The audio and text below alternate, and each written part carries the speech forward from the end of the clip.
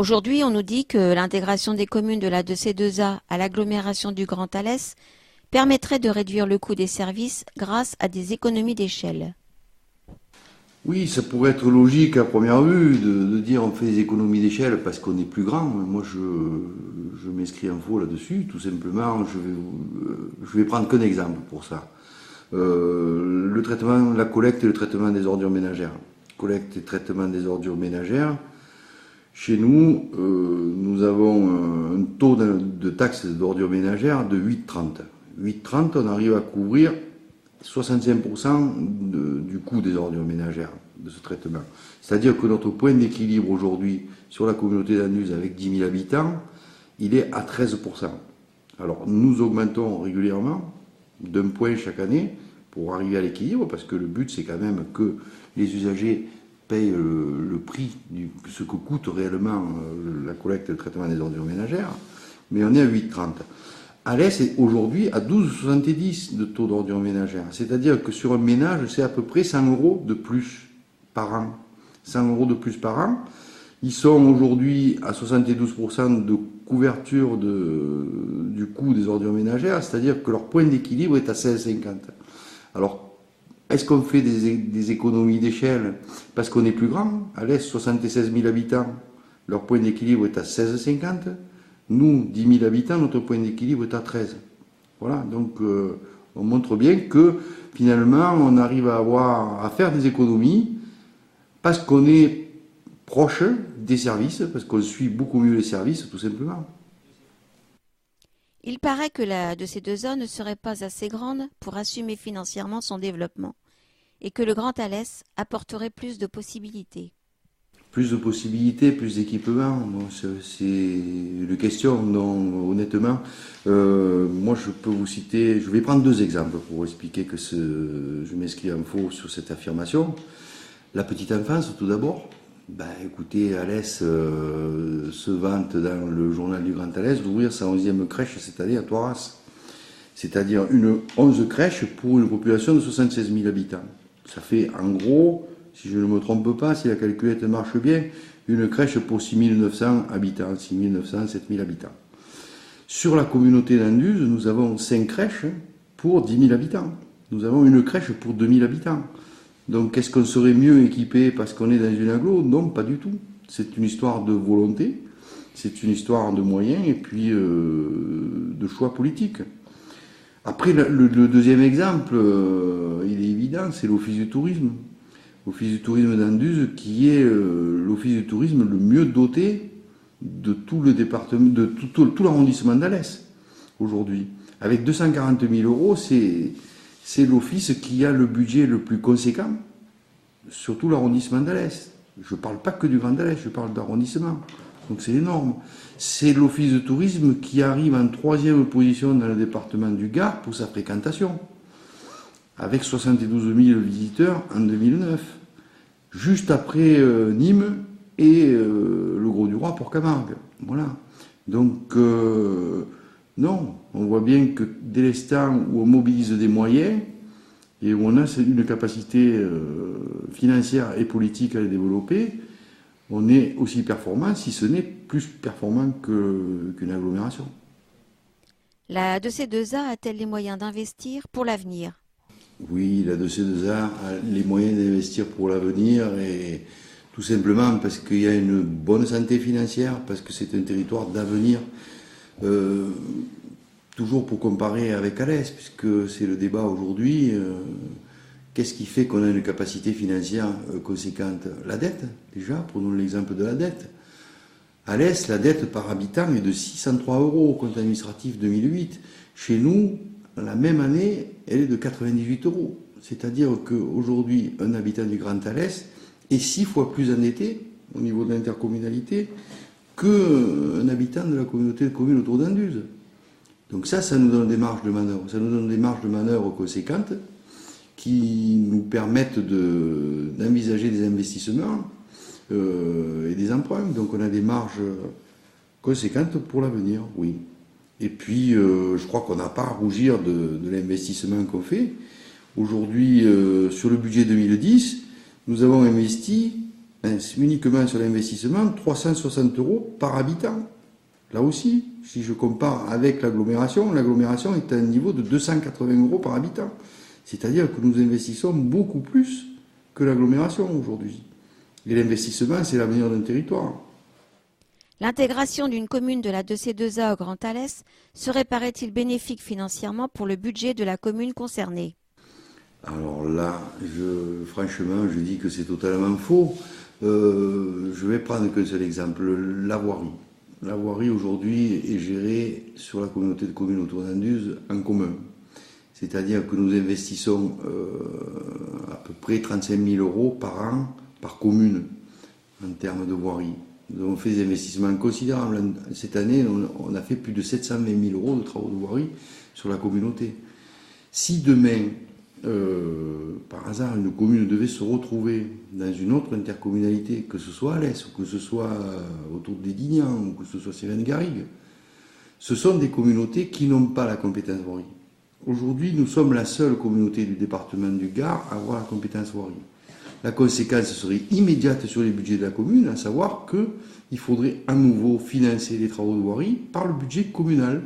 C'est-à-dire qu'on serait obligé, cette commune en l'occurrence, serait obligée de réintégrer au bas mot 35 000 € de travaux de voirie dans son budget. Il faudrait qu'il trouve les recettes supplémentaires pour cela, avec toutes les conséquences que ça peut avoir sur les impôts locaux, par exemple. Est-il vrai que le Grand Alès reverse plus d'argent aux communes que la 2C2A? Non, c'est encore une fausse idée, c'est encore un argument qui ne tient pas la route. Le Grand Alès reverse sur son budget 2010 29 € par habitant aux communes. La communauté d'Anduze, la 2C2A, verse 40 € aux communes par habitant aujourd'hui. En plus, j'allais dire que cette année, nous avons fait un effort supplémentaire puisque des crédits d'équipement exceptionnels ont été votés et à ces 40 €, on peut rajouter 20 € de plus, notamment grâce aux investissements qui ont été faits pour les travaux de la falaise d'Anduze, c'est-à-dire aux 100 000 € que nous avons reversés à la commune d'Anduze pour qu'elle puisse assumer les travaux de la falaise de Peyrolles. La communauté d'agglomération du Grand Alès prétend qu'elle ne prélève pas d'impôts sur les ménages. Alors là, je dis c'est à la fois vrai et faux. Vrai parce que jusqu'à présent, effectivement, il y a très peu d'impôts sur les ménages qui sont prélevés, mais la taxe d'enlèvement des ordures ménagères est quand même un impôt sur les ménages qui est prélevé par les intercommunalités depuis fort longtemps. Et puis, je dis que c'est faux parce qu'à partir du 1er janvier 2011, et nous sommes déjà en 2011, ce sont les communautés qui vont voter une part conséquente de l'impôt sur la taxe d'habitation, de la taxe d'habitation que vous avez à payer les citoyens pour vos appartements. Donc nous, je pense qu'avec notre situation financière, et je le proposerai ainsi au conseil communautaire, nous n'aurons pas la nécessité d'augmenter ce taux, mais suivant les endettements, évidemment, suivant les situations financières des intercommunalités, beaucoup seront tentés d'augmenter ce taux, et ça sera directement prélevé sur les ménages, sur votre taxe d'habitation. Quels sont aujourd'hui les atouts de la communauté de communes et pour quelles raisons devons-nous rester ensemble au sein de la 2C2A? Nous sommes sur un territoire qui a vraiment qui a des atouts. Donc moi je suis persuadé, on a une agriculture dynamique avec des gens qui se prennent en charge. On a des commerces et des artisans, des commerçants et des artisans qui sont aussi dynamiques, qui sont créateurs d'emplois. Sur la création du nombre d'emplois, nous sommes un territoire très dynamique avec 24% d'emplois supplémentaires qui ont été créés entre 1999 et 2006. À titre de comparaison, à l'Est, le Grand Alès, c'est 15%, 16% de création d'emplois. Et avec des millions qui ont été injectés dans l'économie alésienne avec le départ des houillères. Et nous n'avons pas bénéficié de ces millions-là. Et pourtant, ces emplois ont été créés. Ils ont été créés sur les petites entreprises artisanales, sur les commerces. Ce sont des emplois locaux, non délocalisables. Ce ne sont pas des gens qui vont travailler dans le bassin à côté. Ce sont des gens qui travaillent sur notre territoire. Alors, autre atout considérable, c'est que nous sommes aussi en expansion démographique importante. Nous avons un taux d'augmentation de la population qui dépasse les 2% par an. 2% par an, c'est énorme. Pour vous donner un ordre d'idée, le département du Gard est à 1,4. La région est à 1,4 ou 1,6, alors que c'est la région de France où la population se développe le plus. Donc nous, on est au-delà de ce chiffre-là. En comparaison, à l'Est, le Grand Alès est à même pas 1%, il est à 0,7%. Et la population, étant donné la réforme de la taxe professionnelle, c'est aujourd'hui les ménages qui vont amener les richesses vers les intercommunalités. Donc nous sommes une intercommunalité qui aura de plus en plus de potentialité et qui a de l'avenir. On peut s'appuyer sur l'agriculture, on peut s'appuyer sur le commerce artisanal, on peut s'appuyer sur le tourisme. Nous avons beaucoup d'atouts. Je crois que c'est un peu pour ça certainement qu'on est convoité. Donc la deuxième partie de la question, c'est quel intérêt nous avons à rester ensemble. Eh bien écoutez, l'intérêt c'est continuer à fonctionner comme nous fonctionnons, c'est-à-dire comme une communauté rurale, où nous essayons de dispatcher les services sur l'ensemble des communes. Il n'y a pas de concentration. La dernière crèche que nous avons créée, c'est à Lézan. On a créé une à Ribotte, à Massier-Argatuèche, etc. On essaie de répartir les services sur les communes. Voilà la différence qu'il y a entre une communauté rurale et une communauté d'agglomération. C'est un constat dans la plupart des communautés d'agglomération, et à l'Est n'échappe pas à la règle, les services sont concentrés dans la ville-centre. Voilà. Nous, notre volonté, c'est d'occuper le territoire et de répondre aux attentes des habitants sur l'ensemble de nos vies communes. Alors, je suis pour ma part convaincu que nous avons intérêt à rester sur notre territoire, à nos vies communes, à continuer à travailler ensemble. On a un projet de territoire qui a été élaboré en commun avec les populations.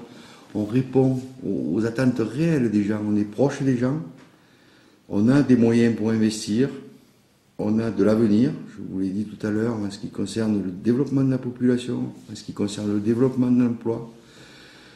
Et on aurait tout à perdre à se retrouver rattaché à l'agglo. Alors maintenant, il y a aussi le fait que la commune d'Anduze a souhaité se rapprocher de l'agglomération d'Alès. Il faut savoir qu'Anduze, en étant rattachée à Alès, viendrait mettre à bas complètement la 2C2A, puisqu'elle couperait la continuité territoriale entre nos communes, donc la 2C2A ne pourrait plus exister. Soyons clairs. Ça veut dire que il y a deux communes qui suivraient Anduze sur Alès, ce serait Générargues et Saint-Sébastien-d'Aigrefeuille, alors que les populations ont massivement amené un avis contraire et souhaitent rester au sein de la communauté de communes autour d'Anduze, et les autres seraient rejetés dans une vaste communauté rurale, mais qui n'aurait pas de moteur, qui n'aurait pas de pôle de développement. Alors moi, ce que je crains dans cette réforme territoriale, c'est qu'effectivement, il y a deux solutions. Où on cherche à renforcer les agglomérations, en rattachant tout ce qui est bon sur les territoires limitrophes, tout ce qui peut amener du potentiel, ce qui peut amener du développement, mais à ce moment-là, on met carrément à poil les territoires ruraux. On va avoir des territoires ruraux qui vont vivoter, qui n'auront pas de moyens. Soit on s'attaque réellement à l'aménagement du territoire et on continue ce qui a été fait depuis 50 ans, parce que depuis 50 ans, on essaie de développer des pôles dans les territoires ruraux et on recompose l'intercommunalité en créant des communautés de communes autour de pôles forts. Et là, on s'inscrit dans la continuité de l'aménagement du territoire tel qu'il est conçu dans ce pays depuis 50 ans. Si on fait autre chose, si on ramène tout sur les agglomérations, on fait un virage à 180 degrés et ça veut dire un abandon des territoires ruraux. Est-ce que c'est le mot de la fin ? Le mot de la fin, je crois que ce qui est important, c'est que la mise en place de cette réforme se fasse sur le dialogue. Je crois que ce qui est important, c'est de s'écouter, c'est de se respecter.